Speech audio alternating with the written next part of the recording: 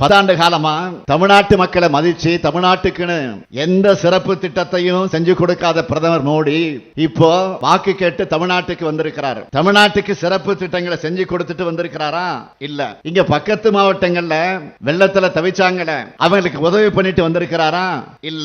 எந்த முகத்தோடு மோடி தமிழ்நாட்டுக்கு வராரு?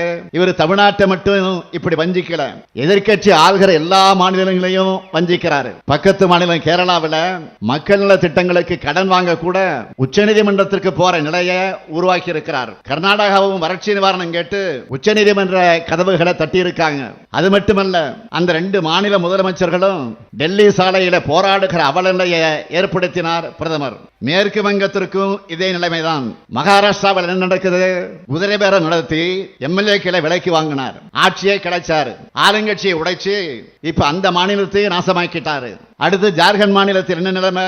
பழங்குடியின முதலமைச்சரான ஹேமந்த் சோரன் அவர்களை கைது செஞ்சாரு. டெல்லியும் பஞ்சாப்லையும் என்ன பண்ணாரு? அங்க ஆளும் ஆம் ஆத்மி கட்சிக்கு ஆளுநர்களை விட்டு தொல்லை கொடுக்கிறாரு. டெல்லி முதலமைச்சர் அரவிந்த் கெஜ்ரிவால் தேர்தல் அறிவிச்சதுக்கு அப்புறம் கைது பண்ணாரு. எதிர்கட்சிகள் ஆளுகிற மாநிலங்களை மட்டும் இடி, ஐடி, சிபிஐ கவர்னர்களை வச்சு தொல்லை கொடுப்பார். இதுதான் மோடி இந்தியா. இவரை எதிர்த்து யாராவது பேசினா என்ன நடக்கும்? சமீபத்திய உதாரணம், ஜம்மு காஷ்மீர் மாநிலத்தில் ஆளுநராக இருந்த சத்யபால் மாலிக். அவர் என்ன சொன்னாரு? மோடிக்கு ஊழல் ஒழிக்கிற எண்ணம் இல்ல, ஊழல்வாதிகள் அவர் கூடவே இருக்கிறதால அவங்க மேல நடவடிக்கை எடுக்க மாட்டார்னு விளக்கமாக ஒரு பேட்டி கொடுத்தார். உடனே அவர் வீட்டில் சிபிஐ ரைடு. எவ்வளவு மலிவான அரசியல்! பெண் சக்தி, பெண்கள் பாதுகாப்பு பத்தி இப்போ தொடர்ந்து பேசுற பிரதமர் பெண்களுக்கு சுதந்திரம் கொடுக்க கூடாதுன்னு பாஜகவை சேர்ந்த முதலமைச்சர் யோகி பேசினாரு. இதையெல்லாம் மோடி தடுத்தாரா? மோடி இந்த நாட்டுக்கு செய்தது என்ன? ஒரு தாய் மக்களா வாழுற மண்ணில மதவெறியை விதைச்சி பிளவுபடுத்தினார். மக்களுக்காக பேசுறவங்களை சிறைகளை தள்ளி ரசிச்சாரு. இப்படிப்பட்டவரை தமிழ்நாட்டு மக்கள் ஒரு நாளும் ஏத்துக்க மாட்டாங்க. அது ஜூன் 4ஆம் தேதி அவருக்கு தெரியத்தான் போகுது. இப்ப புதுசா என்ன சொல்றாரு? நாம் தான் வளர்ச்சி திட்டங்களை தடுத்தோமாம். எவ்வளவு பெரிய போய்! அண்ட புழுகு ஆகாச புழுகு சொல்லுவாங்களே, அது மாதிரி தான் இருக்கு. பாஜக தமிழ்நாடு வளர்ச்சிக்கு தடுத்த திட்டங்களை பட்டியல் போடலாமா? தென் மாவட்ட இளைஞர்களுக்கு அவளுக்கு வேலை வாய்ப்பு வழங்க அன்னை சோனியா அவர்களும் பிரதமர் மன்மோகன் சிங் அவர்களும் முத்தமிழ் கலைஞர் அவர்களும் இதே மதுரையில் வந்து தொடங்கினாங்க சேது சமுத்திர திட்டத்தை. அதை இதுவரைக்கும் முடக்கி வச்சிருக்கிறாங்களே. ஏன் 10 ஆண்டு காலத்தில் அவங்க அறிவிச்ச ஒரே ஒரு சிறப்பு திட்டமான எய்ம்ஸ் மருத்துவமனையை கூட கட்டித்தராம தமிழ்நாட்டுக்கு மன்னிக்க முடியாத துரோகங்களை செஞ்சாங்களே. இந்த எய்ம்ஸ் கூட அறிவிச்சு மற்ற பாஜக ஆளுகிற மாநில எய்ம்ஸ் மருத்துவமனை எல்லாம் பயன்பாட்டுக்கு வந்துருச்சு. ஆனா மதுரைக்கு எய்ம்ஸ் வரல. நாம கட்டுகிற ₹1 வரிக்கு 29 பைசா மட்டும் திருப்பி கொடுத்து நிதி நெருக்கடியை உருவாக்குறாங்க. பேரிட நிதியை கூட கொடுக்காம நாம மக்களுக்கு கொடுத்த நிதிக்கு கூட நிதியமைச்சர் நிர்மலா சீதாராமன் பிச்சைன்னு சொல்லி ஏளனம் பேச வைக்கிறாங்க. இந்த லட்சணத்துல ஐக்கிய முற்போக்கு கூட்டணி அரசு என்ன செஞ்சதுன்னு கேள்வி எழுப்புறாரு. திமுக காங்கிரஸ் கூட்டணியில் செய்யப்பட்ட நன்மைகளையும் திட்டங்களையும் பட்டியல் போட்டா ஒரு நாள் முழுக்க அந்த சாதனைகளை மட்டுமே பேசிக்கிட்டு இருக்க முடியும். பிரதமர் மோடியால இப்படி பட்டியல் போட முடியுமா? தேர்தல் சீசனுக்கு மட்டும் பிரதமர் வர்ற தமிழ்நாடு என்ன பறவைகளுடைய சரணாலயமா? தமிழர்கள் மேல் மட்டும் அவருக்கு ஏன் இத்தனை வன்மம்? தமிழர்கள் இந்த நாட்டோட குடிமக்கள் இல்லையா? நாங்கள் என்ன 2ஆம் தர குடிமக்களா? ஏன் இந்த ஓர வஞ்சனை? எப்படி உங்களால் ஓட்டு கேட்க வர முடியுது? நம்ம பொறுத்தவரை திராவிட மாடல் அரசு இந்த 3 ஆண்டுகள்ல ஏராளமான சாதனைகளை செஞ்சு கொடுத்த பெருமிதத்தோட உரிமையோட உங்ககிட்ட வாக்கு கேட்டு நிற்கிறேன். இப்படி நம்ம திராவிட மாடல் அரசு கல்விக்கான திட்டங்களை பார்த்து பார்த்து உருவாக்கிட்டு இருக்கோம். கல்வியையும் மருத்துவத்தையும் நம்மோட இரு கண்களாக பார்க்கிறோம். இதை பார்த்து பொறுத்து கொள்ள முடியாதவங்க, திராவிடம் என்ற சொல் மேல பயம் இருக்கிறவங்க என்ன சொல்றாங்க? எங்களை மதத்தோட விரோதிகளாக சித்தரிக்க முயற்சி பண்றாங்க. நான் அடிக்கடி சொல்வதுண்டு, மக்களை பிளவுபடுத்தி குளிர்காய நினைக்கக்கூடிய மதவாதத்துக்கு தான் நாங்கள் எதிரிகள் தவிர மதத்துக்கு எதிரிகள் அல்ல. அதனாலதான் திராவிட மாடல் அரசு பக்தர்கள் போற்றும் அரசாக, அற்பர்கள் கதறக்கூடிய அரசாகவும் இன்றைக்கு இருக்கு. மக்களை பண்படுத்தத்தான் ஆன்மீகத்தை பயன்படுத்தணுமே தவிர பாஜக மாதிரி மக்களை பிளவுபடுத்த பயன்படுத்தக்கூடாது. நம்ம நாட்டை பாஜக 100 ஆண்டுகள் பின்னோக்கி இழுத்து சென்றிருக்கிறது. இந்தியாவை மீட்டு மீண்டும் வளர்ச்சி பாதைகளை நடைபெற வைக்க பல்வேறு வாக்குறுதிகளை தேர்தல் அறிக்கையில் சொல்லி இருக்கோம். திமுகவோட பல வாக்குறுதிகள் காங்கிரசுடைய தேர்தல் அறிக்கையில் எதிரொலிச்சிருக்கு. இப்படி வாக்குறுதியில கொடுக்கிறோம்னா திமுக என்றாலே சொன்னதை செய்வோம், செய்வதைத்தான் சொல்லுவோம். இப்படி நம்ம ஆட்சிக்கு வரும்போது செய்ய இருக்கிறத பத்தி பேசினா பிரதமர் மோடி என்ன பேசுறாரு? மத உணர்வுகளை தூண்டி இந்த நாட்டு மக்களை பிளவுபடுத்த முடியுமா? வாக்கு அரசியல் பண்ண முடியுமா? மூழ்கிட்டு இருக்கக்கூடிய பாஜகவையும் தன்னுடைய இமேஜையும் கரை சேர்க்க முடியுமான்னு திசை திருப்பும் அரசியல் பேசுறாரு.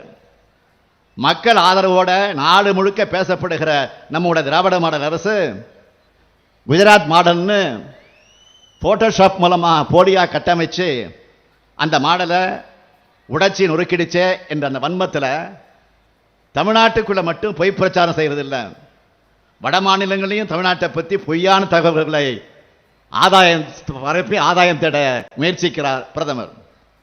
இன்னொன்று சொல்லுகிறார், கொடுத்த வாக்குறுதிகளில் 99 விழுக்காட்டை நிறைவேற்றிட்டேன்னு சொல்ற பிரதமர் மோடி அவர்கள் வெளிநாடுகளிலிருந்து கருப்பு பணத்தை மீட்டுட்டாரா? எல்லா இந்தியர்களுடைய வணிகை கணக்கிலையும் 15 லட்சம் ரூபாய் போடுவேன்னு சொன்னாரே, போட்டுட்டாரா? ஆண்டுக்கு 2 கோடி பேருக்கு வேலை, 10 ஆண்டுகள் 20 கோடி பேருக்கு வேலை கொடுத்துட்டாரா? உழவர்களுடைய வருமானத்தை 2 மடங்கு ஆக்கிட்டாரா? விலைவாசியை குறைச்சிட்டாரா? இந்திய நதிகளை இணைச்சிட்டாரா? எல்லோருக்கும் வீடு கொடுத்துட்டாரா? குழாய் மூலம் எரிவாயு இணைப்பு கிடைச்சிடுச்சா? பெண்களுக்கான நடமாட வங்கின்னு சொன்னார, அதை எங்கேயாவது நடமாடி பார்த்தீங்களா? பெண்களுக்கு 33 விழுக்காடு இடஒதுக்கீடு செயல்படுத்திட்டாரா? வடகிழக்கு மாநிலங்களோட வளர்ச்சிக்கு முக்கியத்துவம் தரப்படும் சொன்னார, மணிப்பூருக்கு நேர்ந்தது என்ன? அரசியல் தலையீடு இல்லாம புலனாய்வு அமைப்புகளை செயல்படணும் சொல்லிட்டு இடி, ஐடி, சிபிஐ எல்லாம் இன்னைக்கு பாஜகவினுடைய துணை அமைப்புகளாக மாத்திட்டாரு. அது மட்டும் இல்ல, தமிழ்நாட்டுக்கு வந்தா வணக்கம், எனக்கு இட்லியும் பொங்கலும் பிடிக்கும், தமிழ் பிடிக்கும், திருக்குறள் பிடிக்கும், ஓட்டு போடுங்க கேட்கிற பிரதமர், நாம கேட்கிறோம் தமிழ் பிடிக்குன்னு சொல்லிட்டு தமிழ் வளர்ச்சிக்கு 74 கோடி ரூபாய் தான், ஆனா சமஸ்கிருதத்தினுடைய வளர்ச்சிக்கு 1488 கோடி ரூபாய் ஏன் என்று கேட்கிறோம். தமிழ்நாடுன்னு சொல்லக்கூடாது, தமிழகம் தான் சொல்லணும்னு ஆளுநரை வச்சு சொல்ல வச்சு ஏகத்தனம் பண்ணீங்களே, அதை கேள்வி கேட்கக்கூடாதுன்னு இன்றைக்கு நாங்கள் அதை பற்றி தான் கேட்குறோம். அது மட்டுமல்ல, தமிழின் சிறப்புக்களை சொன்ன கால்டு வெள்ளையும் ஜியு போப்பையும் ஆளுநர் இழிவுபடுத்தினார, அதுக்காவது கண்டிச்சிங்களா? கேட்கிற சொல்லுங்க. திருவள்ளுவருக்கு ஏன் காவி சாயம் பூசுறீங்கன்னு கேட்கிறோம். இப்படி அத்தனை தமிழ் வேலையை செஞ்சுட்டு தயவு செஞ்சு வாயால வடையை மட்டும் சுடாதீங்கன்னு தான் அப்படின்னு கேட்கிறோம். இப்படி தமிழுக்கும் தமிழ்நாட்டுக்கும் தமிழினத்துக்கும் விரோதமாக இருக்கிற பாஜகவுக்கு பாதம் தாங்கியா இருந்து தமிழ்நாட்டுக்கு கிடைக்கப்பட்ட அத்தனை துரோகங்களுக்கு துணையா இருந்தவர் பழனிசாமி. அவர் இப்போ என்ன பிளான்ல இருக்காரு?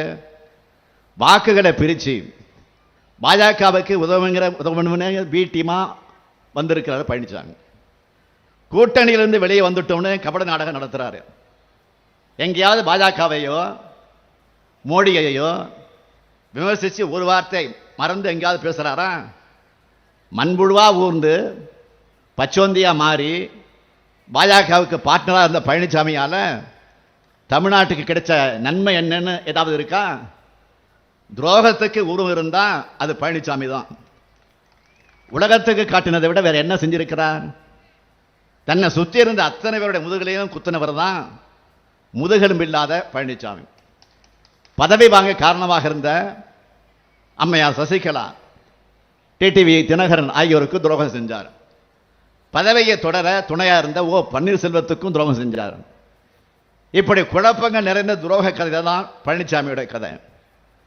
இப்ப பிரிஞ்சு போனவங்க பாஜகவோட நேரடி கூட்டணியாகவும் பழனிசாமி கள்ள கூட்டணியாகவும் இருக்காங்க.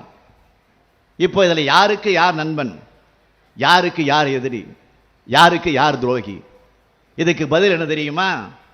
இவங்க ஒட்டுமொத்தமா தமிழ்நாட்டுக்கும் தமிழ்நாட்டு மக்களுக்கும், ஏன் ஒட்டுமொத்த இந்திய மக்களுக்குமே எதிரி மட்டுமல்ல, விரோதமான கூட்டணி.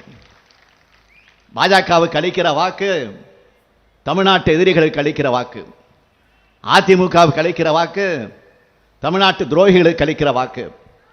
எனவே தமிழ்நாட்டை வஞ்சித்த பாஜக, தமிழ்நாட்டை பாழ்படுத்தி அதிமுக, ஆக தமிழர் விரோதிகளை ஒரு சேர வீழ்த்துங்க.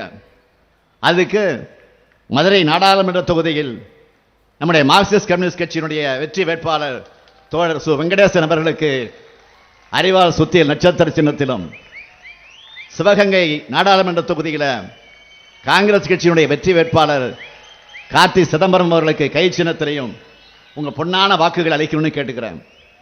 நீங்க அளிக்கிற வாக்கு இந்தியாவை காக்கட்டும், தமிழ்நாட்டை காக்கட்டும், நம்முடைய எதிர்கால தலைமுறையை காக்கட்டும், பாசிசத்தை வீழ்த்த இந்தியாவை காக்க உங்கள் ஸ்டாலின் அழைக்கிறேன். 40 நமதே, நாடும் நமதே.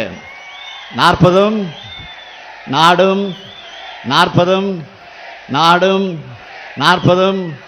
நன்றி, வணக்கம்.